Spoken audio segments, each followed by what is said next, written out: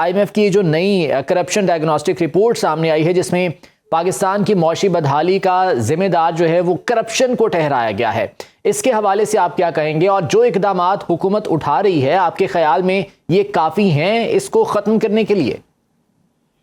سب سے پہلے تو میں سونو ٹی وی کا شکریہ ادا کرتا ہوں کہ وہ بڑے سینسٹیو ایشو کو، اور یہ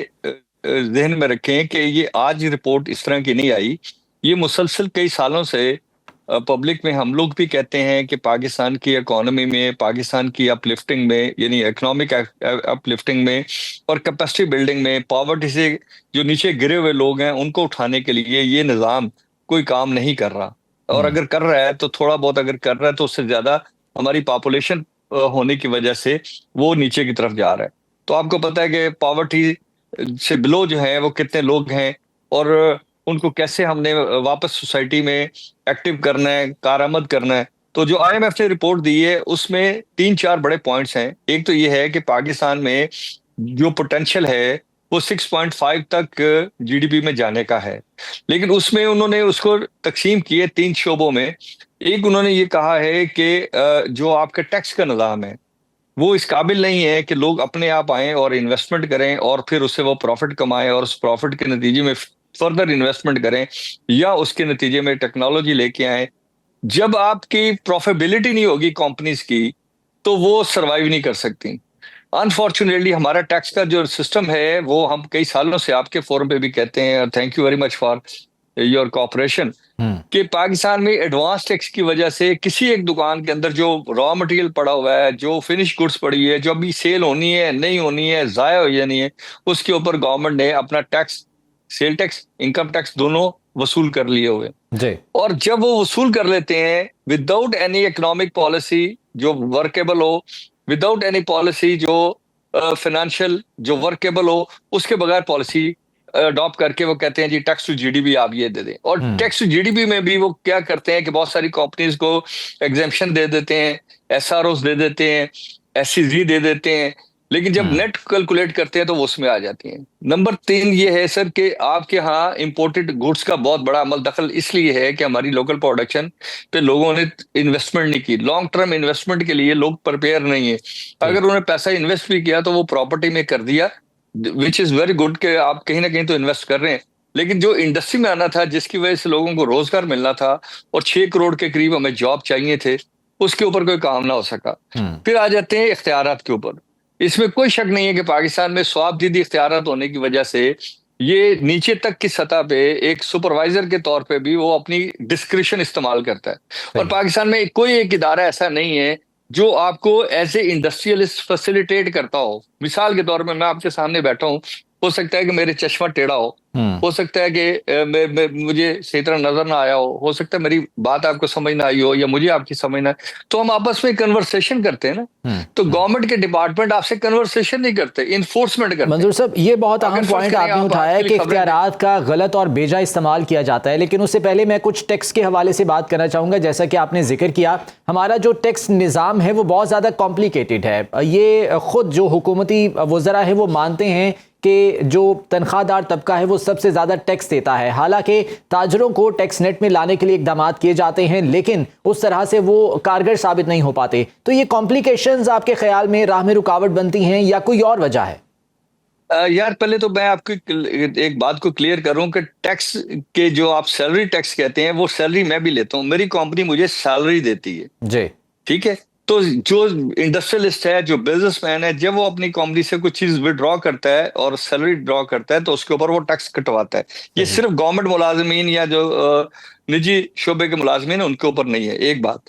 دوسری بات یہ ہے کہ پاکستان میں ٹیکس کا نظام بہت ہی کمپلیکیٹڈ ہے، جس کو کوئی بندہ میٹ نہیں کر سکتا، وہ ریلیشن شپ سے میٹ کر سکتا ہے۔ اگر میں کہوں کہ ایز اے انڈسٹریلسٹ میں گورنمنٹ کے ساتھ ٹیکسیشن میں پورا اتر سکتا ہوں تو پاسبل نہیں ہے، بیکاز آپ نے ہائیلی انٹلیکچوئل،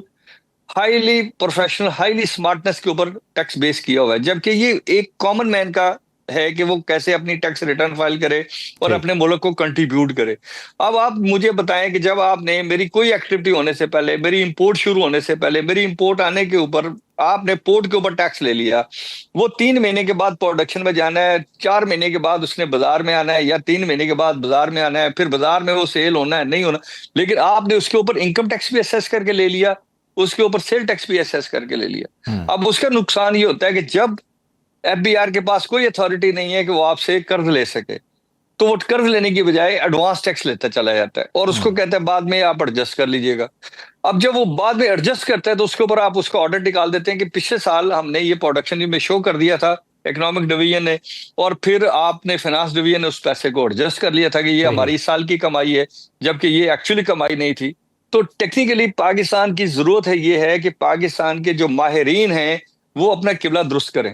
اور قبلہ اس طرح درست کریں کہ ہم نے اپنی ویلیوز کو, اپنے جو ٹیکس سسٹم کے ایررز ہیں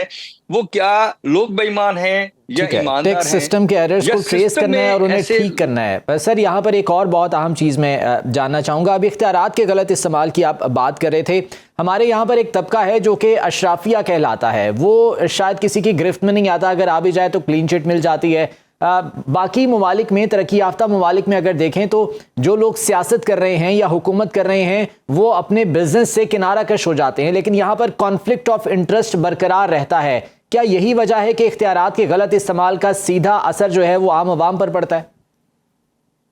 سمپل بات کہتا ہوں کہ پاکستان میں اختیارات لوگوں کو چاہیے ہی اپنی ذات کے لیے. دیکھیں دنیا میں اتھارٹی ہوتی ہے کہ آپ بتائیں کہ آپ میرا انٹرویو کر رہے ہیں, اس کا مقصد کیا ہے؟ اس کا مقصد یہ ہے کہ ہم لوگوں میں اویئرنس کریٹ کریں, ہم اتھارٹیز کو بتائیں کہ پیپل کی, جو لوگوں کی, عوام کی فلاح و بہبود ہے, اس میں یہ چیزیں رکاوٹ ہیں. لیکن ہوتا کیا ہے کہ جو ہماری ٹاپ لیڈ ہے وہ عام طور پہ یہ کرتی ہے کہ وہ اپنے بینیفٹ کے لیے کام کرتی ہے, اور وہ کہتی ہے, میں نے جیسے کہا کہ وہ کہتے ہیں ہمیں ایس آر او دے دیں, وہ کہتے ہیں ہمیں ایس سی زی دے دیں, اسپیشل اکنامک زون بنا دیں, وہ کہتے ہیں جی ہمیں باقی لوگوں سے سبقت دے دیں, ہمیں سستے لونز دے دیں. اسی وجہ سے آپ کے ملک میں جو آپ نے کہا کہ جی ایس پی پلس کے اوپر بھی بات کی, تو جی ایس پی پلس یہ کہتا ہے کہ یہ ان ملکوں کو ملتا ہے جو گورنریبل ایشوز میں پھنسے ہوتے ہیں, جن کی پاورٹی لائن زیادہ ہوتی ہے, تو اس کو یہ ریلیف دیا جاتا ہے. تو پھر وہ کہتے ہیں کہ پاورٹی لائن سے نکلنے کا طریقہ یہ ہے کہ آپ سوشل ایکٹیویٹی بڑھائیں, آپ لیبر ایکٹیویٹی بڑھائیں, آپ لوگوں کی قوت خرید بڑھائیں, آپ ان کے علاج معالجے کی بات کریں, آپ اچھی پروڈکشن کریں. یہ ساری چیزیں ہمیں پبلک میں اویئرنس کے لیے بات کرنی چاہیے. صحیح. مسئلہ یہ ہے کہ پاکستان میں جیسے میں نے کہا کہ فرض کر لیتے ہیں انوائرمنٹ کا ڈپارٹمنٹ ہے, لیبر ڈپارٹمنٹ ہے, سوشل سیکورٹی, یہ سارے ڈپارٹمنٹ میرے اوپر انفورسمنٹ کے لیے لگے ہوئے ہیں, کوئی مجھے گائیڈ کرنے کے لیے, پروفیشنلی بتانے کے لیے کہ تو یہ کام کر, یا سادگی کے ساتھ ایک عام آدمی جو ہے ایز آف ڈوئنگ بزنس جس کو کہتے ہیں, اس کے لیے کام کرنے کو تیار نہیں. کاسٹ آف ڈوئنگ بزنس آپ دیکھیں آپ کی کدھر چلی گئی ہے. بجلی کے اوپر آپ دیکھ لیں کہ آپ کا سرکٹ ڈیٹ پھر ایک کوارٹر میں کتنا زیادہ ہو گیا.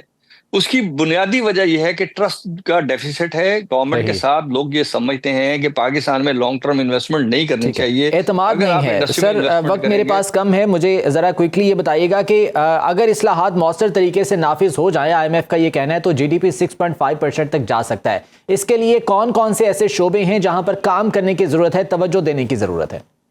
سب سے پہلے سر ٹیکسیشن کے اوپر, اور دوسرا ہے ڈسکریشنری پاورز کو ختم کر کے آپ اس کو ایک میکانزم لے کے آئیں. تھرڈ ون ہے کہ لوگوں کو کمپٹیٹیونیس کے اوپر لے کے جائیں بجائے اس کے کہ ان کو پریویلیج کلاس بناتے چلے جائیں. اور فورتھ یہ ہے کہ ہمیں اپنی کمیونیکیشن انٹرنیشنل اداروں سے بہت بہتر کرنی چاہیے,